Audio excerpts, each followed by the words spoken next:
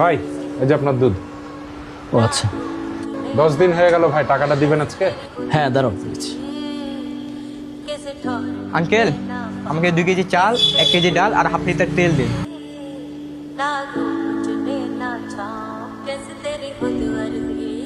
চিন্তা করেন না আঙ্কেল, আমার যে টাকা আছে এই দেখেন। তুই এই টাকা কোথায় পেলি? আঙ্কেল সত্যি করে বলছি, আমি এই টাকা চুরি করিনি, আমি আমার মহাজনের কাজ করে টাকাটা নিয়ে এসেছি। তুই কি এমন কাজ করলি যে তোকে 500 টাকা দিল? আঙ্কেল আমি সকাল থেকে কাজ করছিলাম, কোথাও কাজ পাইনি। আঙ্কেল আপনার এখানে কোনো কাজ হবে? আমার না একটা কাজের খুব দরকার। কাজ তো আছে রে, তুই তো ছোট মানুষ, কাজ করতে পারবি? হ্যাঁ আঙ্কেল আমি পারবো। আচ্ছা ঠিক আছে, ইটগুলা তুই উপরে উঠাই দে, তোর 500 টাকা দিব। সমস্যা নাই আঙ্কেল, আমি আস্তে আস্তে আপনাকে উঠে দিব সবই। আচ্ছা লে, সাবধানে করিস। আঙ্কেল আপনার যদি বিশ্বাস না হয়, আপনি আমার সঙ্গে আমার মহাজনের কাছে চলেন। না না দরকার নাই, দে টাকা দে, আমি তোর সদাই দিচ্ছি।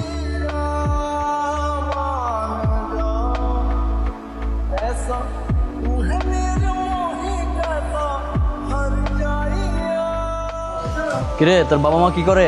আঙ্কেল আমার বাবা নাই, আমার মা আর আমার ছোট্ট বোন আছে। তোর বাবা নাই? তোর মা কোনো কাজ টাজ করে নাকি?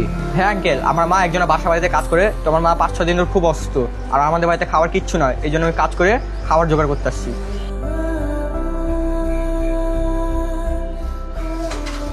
এনে তোর বাজার, আরে তোর বাকি টাকা।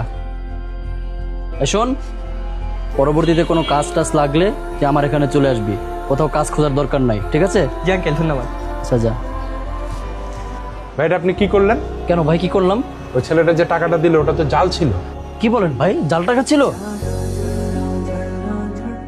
আমি এখানে দাঁড়িয়ে বুঝতে পারলাম ওই ছেলেটা আপনাকে জাল টাকা দিয়ে গেল, আর আপনি একজন ব্যবসায়িক হয়ে বুঝতে পারলেন না ভাই ছেলেটা আপনাকে ঠকালো? না না ভাই, আমি জানি এটা জাল টাকা, আর ওই ছেলেটা আমাকে ধোকা দেয়নি, ধোকা দিয়েছে ওর সাথে ওর মহাজন। আপনি জানেন ওটা জাল টাকা ছিল, তাহলে তখনই তাকে ওই টাকাটা দিয়ে বের করে দিলেন না কেন? শুনেন ভাই, আজকে যদি এই জাল টাকার জন্য ওকে আমি বাজার না দিয়ে পাঠিয়ে দিতাম, তাহলে ওর মানুষের প্রতি বিশ্বাসটা হারায় যেত। এমনও হতে পারতো ওর কাজের প্রতি অনীহা হয়ে যেত। ভাই এই বাচ্চাটাকে যে ঠকিয়েছে, উপরে কিন্তু একজন বসে আছে, উপর থেকে সব দেখছেন কে কোন কাজ করছে।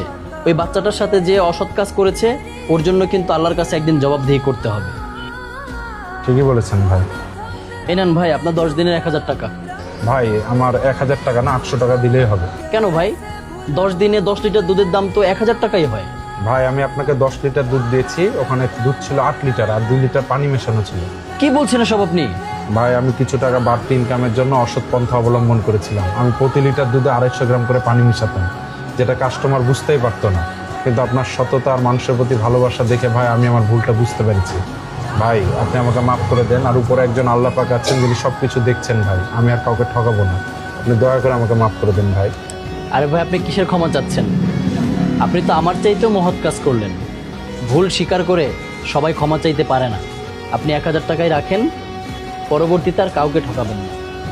ঠিক আছে ভাই। ঠিক আছে।